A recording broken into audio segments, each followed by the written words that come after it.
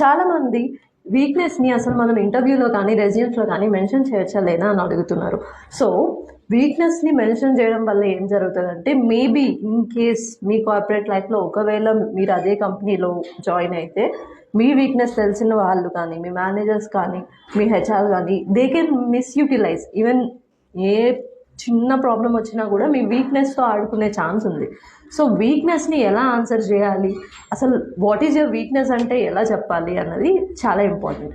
So suppose if your weakness is communication, let us think once upon a time I used to have weakness which is communication, but now I overcome it with my self-confidence and my preparation and practice on communication.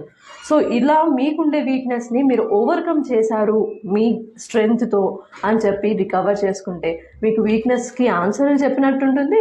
And you will be not afraid that నా వీక్నెస్ని వాళ్ళకి తెలిసింది అనే బాధ కూడా అవసరం లేదు, because you have already overcome.